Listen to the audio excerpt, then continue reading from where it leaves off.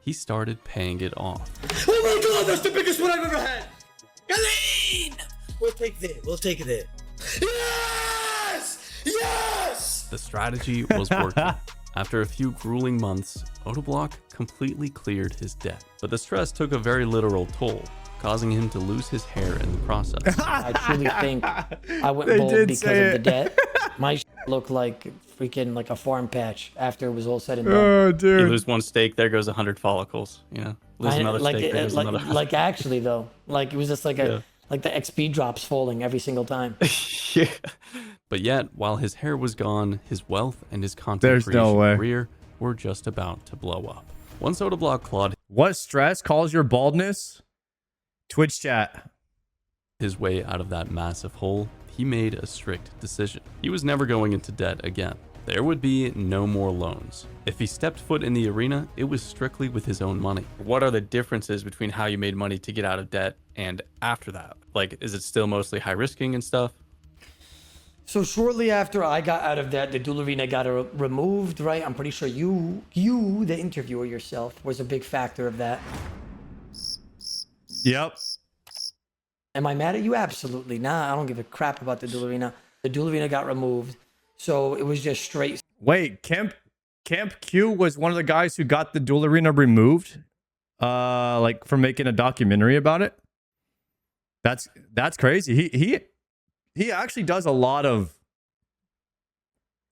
stuff like that, like exposing the truth style videos. So I can see that. I can see that happening. Skill now. I just keep risk fighting. Now it's all up to my skill. And I guess just my bank just slowly kept building every single day because I go live almost every single day. And it just became this thing where now I'm the richest player in the game. His focus shifted a lot, so mostly he was now doing high-risk PKing. And to prove his point, he launched a new YouTube series, starting with nothing and fighting his way to the max cash limit. This is a challenge most content creators attempt and quietly abandon because it is simply too difficult. Odablock uploaded his first episode, and less than 10 days later, he uploaded the finale. From scratch. No donations, no gift trucks, just from PKing and high risking. Yeah, I did. I completed it. A grind that takes veterans months to complete, he did in a week. And the truth is pretty straightforward. 2 bill? Odablock established himself as one of the best PKers in the game. But because of this, a lot of players didn't want to fight him. They knew they would lose. Well, he did a max cash from scratch, and he made 2 bill in like a week. Damn. So he would routinely risk 5, 10, or 20 times more than them. He did this because he simply knew his raw mechanical skill still heavily outweighed the odds. This level of confidence and dominance in PKing brought in massive amounts of wealth. Yeah, yo, should I start doing this, guys? Should I start going and making a bunch of money by just doing these high risk stakes or whatever that is, and just start getting hella rich? I might have to go out and clap some noobs over there at the GE, like Skill Specs. He seems to be pretty profitable at it. Yeah, I might have to try my hand and make a bunch of money. I mean, it seems like everybody's over there just getting rich. And an entirely new wave of viewers. His bank was at negative 258 billion not too long ago, but now it's finally growing. From 0 to max cash, then 10 billion, then 100 billion, mostly through risk fighting. He capitalized on the momentum, expanding his content into the most punishing challenges the game had to offer. At this point, staking at the duel arena was not even an option anymore. That was taken away, so he built specialized accounts, achieved the prestigious Grandmaster status, and completely maxed out his character. But as his content evolved, so did he. The community used to see him as the loud, degenerate gambler who lost his hair to a 258 billion gold deficit. But his life was changing off screen. He started working out, he got married, and even became a father of 2. Even players who previously could not stand him found themselves tuning in. His streams became a relentless highlight reel of viral moments, and his YouTube channel started taking off. The shift in public perception was undeniable. At the Golden Gnomes, a Jagex-hosted community annual award show, Odablock didn't just win once. He took home the Best Streamer award 3 years in a row, from 2023 to 2025. Back to back for the third time, it's Odablock. The B3B for Oda? I mean, isn't Odablock just going to be the best streamer in RuneScape every single year. Has he ever lost? I don't think Oda will ever lose that, because these awards are more of like a popularity contest, and like, I mean, he's the most popular streamer. Like, the best streamer gets the most views. You know what I mean? That's just how it is. It's like there's a clear metric. By this point, he had conquered almost everything. He was a grandmaster. He held the rank 1 spot in competitive modes. Haircore. And now his bank sat at a net worth of 270 billion gold, more than his original debt had ever been. But then he asked himself, what if he... Oda used to be walled out for the longest time despite being the biggest times 10 of anybody else.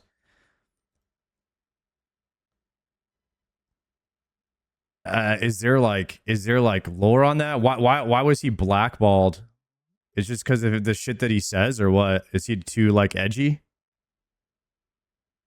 He was toxic as fuck. Oh, okay. Well, that's the thing. I mean, dude, honestly, young people are super toxic, and then when you get older, you realize like most of the time when you get older, like you mature up a bit and you realize like, okay, I don't need to be so toxic all the time. I'm making too many enemies, burning too many bridges, and like ruining opportunities for myself if I would just start being nice to everybody. So people were/are soft. So it's everybody else's fault, not Odablock's. Okay. We all played COD back in the day. Oh yeah. He grew up after becoming a father, IMO. I think so. I mean, actually becoming a dad definitely matures you, but he's such a young dad, man. He's such a young dad. Had a little ditter bitter in him. Just focused on... I don't know the lore on that guy. He announced the Road to 500 Bill series. The premise is straightforward. By any means possible, get to 500 bill as soon as he can. To hit this goal, he would need to generate 230 billion more gold. Wow. That's more than he's ever made in a single year from high risking. But this time he has an advantage. He's just going to be single-minded towards this one goal, using any and all accounts to achieve it. We have this account station for risking, this account station for risking, this account station for risking, this account ready to kill any streamer that is hiding at Spindle or Calvarian or at any moment. We have the max med level at GE ready to risk fight anybody that is med level. And we have Omar stationed in world 579 ready to risk fight anybody that wants a crazy X on a main account. At times he would make something called a That's Crazy offer, where he would risk 5 to 20 times more than his opponent. You'll have a chance at very big money for a small amount of money. So it's a That's Crazy offer, right? After just one stream, Odablock uploaded the first episode. His profit for... Dude, this is so like... This is like having a superpower. Like, being this good at a video game has to feel freaking awesome. That you're willing to just bet an unreasonable amount of money because you know you're not going to lose. That's got to feel insane. For the day, over 17 billion gold. And this was not a fluke. The trend continued stream after stream. He started the challenge on April 7th of 2025, and just over a month later, he posted the finale. In a little over 30 days, he PK'd his opponents for over 230 billion gold. More gold than he made the entire year before, just by being solely focused on this one goal. But the 500 billion goal was just a milestone. He kept streaming, he kept fighting, and today his net worth sits at over 700 billion, spread across multiple accounts and rare items. And he reached that number not by striving to become the wealthiest player ever known, but by simply playing the game passively and providing content to his audience. And his bank should actually be higher, because he hasn't done himself any favors by holding on to all the items. A lot of the shit depreciated that he was holding on to. Because I remember Oda's like, dude, I logged in today, I lost 30 bill. When I saw him at Deadman All-Stars because like something crashed. Of them have crashed, taking down his bank by about 250 bill. Was it the 30 inch items axis? Have never crashed, and I sold all the items as soon as the 500 bill series ended, I'd have like 900 bill right now. I lost like 250 bill plus on just getting merched by items. Whereas all the other top 10 wealthiest players in the game are merching to make their gold, Odablock has a different strategy, reverse merching. But even still, as far as the broader RuneScape community is aware, he has more wealth than anyone else currently holds in the entire game. There was a player named BTCs who once hit 1 trillion gold, but he's been permanently banned. BTCs. Yeah, that guy that got rich off Bitcoin and probably bought all of his money. I mean, it's in the name. Like, what? And for context, Melon Merch, the subject of our previous documentary, peaked at 400 billion gold. But how much is Odablock's bank worth in real life? Assuming the market stayed stable at 14 million gold per bond, matching Odablock's wealth would cost you over 500,000 US dollars. This guy's got $500,000 in RuneScape gold. Are you kidding? $500,000? Story started in a career-ending level of debt. His own fans doubted he would ever pay it back. But after years of putting in the effort, not only does he have the biggest publicly known bank, he also has one of the largest followings out of any RuneScape creator.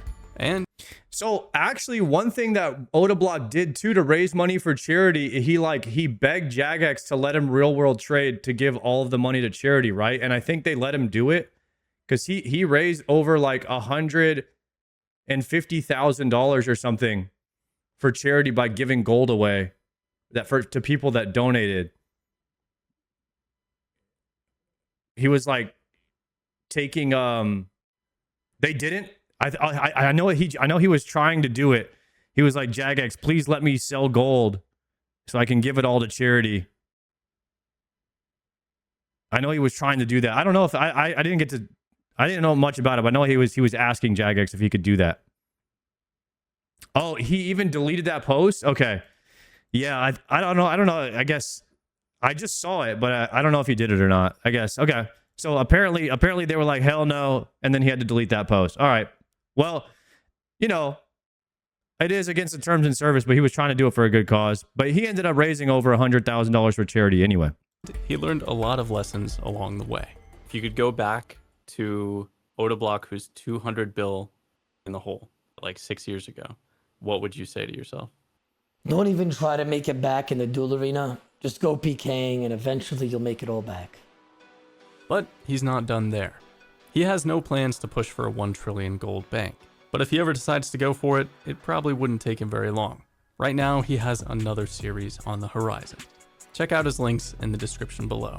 If you enjoyed this deep dive into the history of the richest player... And now he's playing a hardcore. He's not even PKing. All the PKers are playing hardcores or TCG. That's the meta now, boys. PVM is where it's at. PVM is the future. Here in Old School RuneScape, hit the like button and subscribe so you don't miss the next episode of RuneScape Chronicles. And the full unlisted interview with Odablock is also linked below, available to our YouTube members. You might also want to check out our previous documentary on Melon Merch, the greatest merchant the game has ever seen. Thanks for watching. Hell yeah. And we'll see you in the next one. Yo, good video, Mr. Camp Q. W's in the chat for the Camp Q video. I'll link it in the chat here if you want to check out that Odablock documentary Camp Q made. What a banger.